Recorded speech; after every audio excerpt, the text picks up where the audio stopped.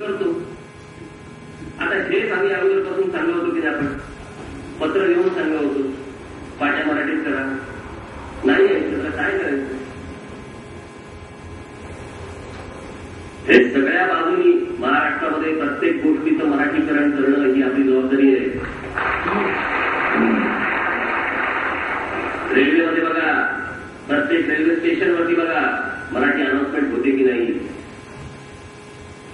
महाराष्ट्रातल्या सर्व विमानतळांवरती मराठीमध्ये अनाउन्समेंट होते की नाही लक्ष ठेवा. नाही झालं धडक द्या. हे प्रत्येक ठिकाणी झालंच पाहिजे. बाकीच्या ठिकाणी मला माहित नाही आता बऱ्याचशा ठिकाणी टेलिफोनवरती येतच मराठी ऐकू येतच ना. कोण बोलत टेक्निकल प्रॉब्लेम? ज्या टेक्निकल गोष्टीची मुदत आज संपली.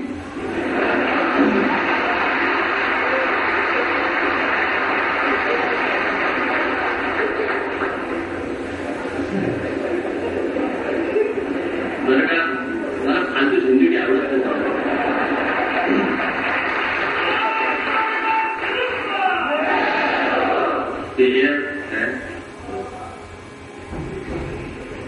ते एअरची टेल घेतात आणि आजच्या सगळ्यांनी तर बोलूनच पुढे सांगितलं असते काय करायचं ते काय. मराठी हृदय असतं, हिंदीचं संमतीताना सगळ्यांना तुम्हाला सांगतो ही भारतीय काय स्टेट बँक तो कुठे पद्धत आहे.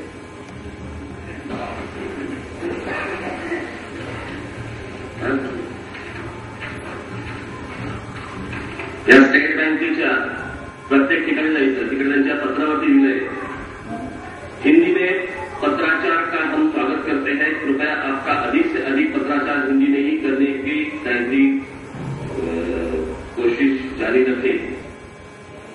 या सगळ्या ठिकाणी बँकांच्या ठिकाणी जो काही व्यवहार आहे तो मराठीतच याच्यापुढे झाला पाहिजे.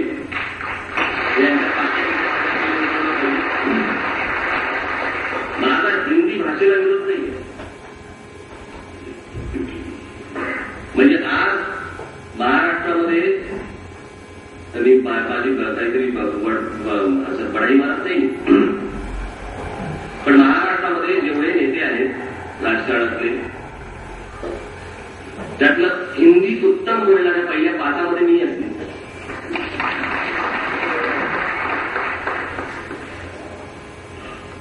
हा तुमच्या भाषेला विरोध नाही.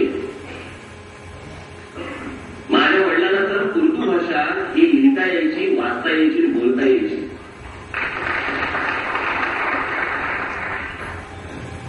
त्याच्यामुळे लहानपणापासून माझं हिंदी मला बरोबर माहिती आहे कशाच्या खाली मुक्त आला की काय होतं. राज या शब्दाच्या खाली जर जच्या खाली मुक्त आला ना की राज होतं. राज म्हणजे काय? राज मला वाटलं युपीत बोललं ते मला ऐकून नाही आलं पडतं. राज काय युपीत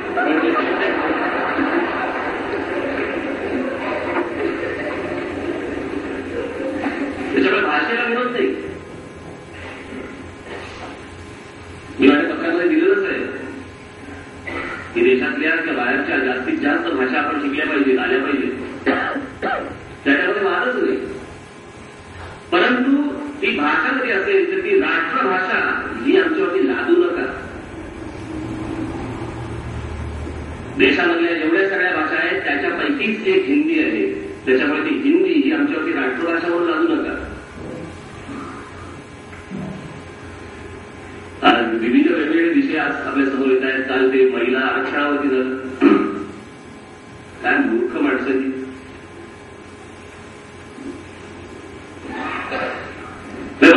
महिलांचा विरोध करतात, आरक्षणाला विरोध करतात. त्यांची खरं तरी चालतील का? आणि म्हणून आज इकडे जाहीर करतोय महाराष्ट्र नवनिर्माण सेनेचा या संपूर्ण आरक्षणाला पूर्णपणे पाठिंबा असेल.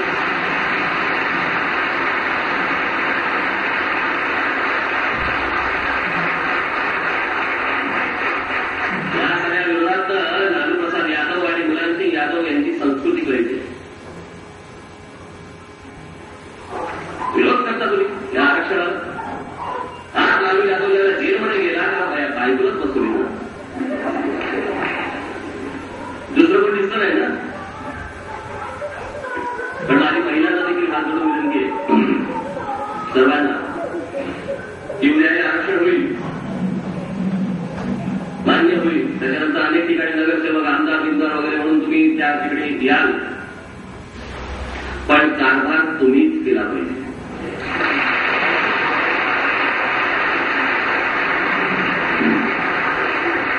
तुमच्या नवऱ्याने नव्हे.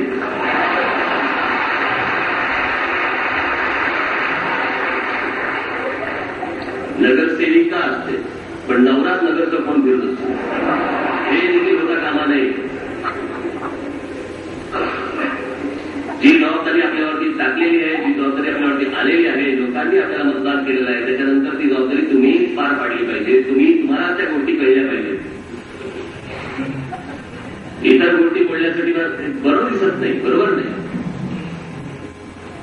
त्याच्यामुळे ही गोष्ट देखील तुम्ही तेवढीच पाहिली पाहिजे.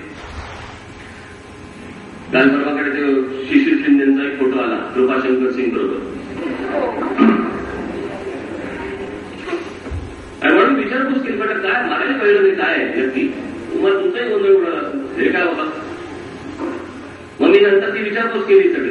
त्यांना माहितीही नव्हतं तिकडे तो कृपाशंकर सिंग येणार आहे. आपल्या वाघीर सारस्वतांनी त्यांना बोललं होतं तिकडे, त्यांना कल्पनाच नाही. त्यांनी त्या वाघीर सारस्वतांनी होळीसाठी त्यांना तिकडे बोलवलं.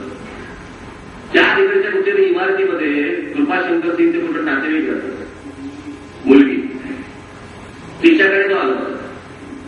ते वाघीर सारस्वत देखील माहिती आणि ते होळी खाली चालू आहे. ते आलं दाढीची घुंट वाढवत,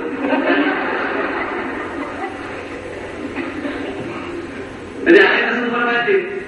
हे घेतला यांचा हात उचलला, लगेच आपल्या असतातच आणि त्याच्यावर भांडवल करणारे. जसा तुमचा समज आहे, माझं पण झालं तसं. मलाच कळलं का काय नक्की काय झालं बाबा. या असल्या कोणत्याही गोष्टी मी पक्षामध्ये सहन करणार नाही. असं पुढे कधी झाल्या बाहेर काढून टाकेन त्या माणसाला.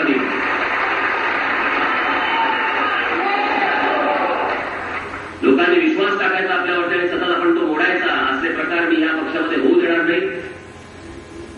परंतु या सगळ्या गोष्टींची मी शहानिशा ज्यावेळेला केली, हो आणि ते त्या कृपाशंकर शिंदे यांचा हात ज्यावेळेला हातामध्ये घेतला, गाणं कोणतं चालू होतं, जय जय महाराष्ट्र. आता फोटो घेत नाही ना गाणं, आणि ह्यालाही कल्पना नाही. त्यांचा हात हातात घेतला आणि उचलला. मी त्याला दाखवतो पहिलं सकाळी, म्हटलं काय चाललंय. मग त्यांनी सगळी कथा सांगितली मला. तेव्हा मला कळलं. मी म्हटलं तुमचे काहीतरी गैरसमज आणि इतर सगळ्या गोष्टी होण्याच्या अगोदर तुम्हाला पण सांगितलं करूया, आणि आपले इतर आलेलेच आहेत सगळे, त्यालाही सांगितलं करू.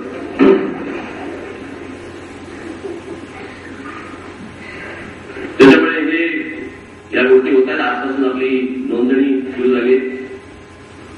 मी मगाशी फॉर्म भरताना शिशिर शिंदे घोषणा देत होते, मी त्यांना थांबा सांगत होतो, कारण चुकून जर माझा फॉर्म चुकीचा भरला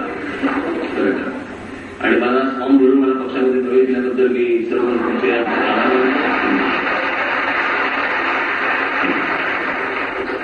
पुढच्या भविष्यकाळाचा उज्ज्वल आहे. परंतु कुठेही आपण मराठी माणसाशी कोणाशी प्रतारणा आपण करणार नाही, होणार नाही, याची सतत सातत्याने दक्षता आपण घेतली पाहिजे. हे फॉर्म भरून घेत असताना कुठेही जोर जबरदस्ती होता कामा नये. आणि मला जर जिकडे कळेल की हे खोटे फॉर्म भरून दिलेले आहेत, त्या 15 दिवसानंतर फक्त तुम्ही बघा,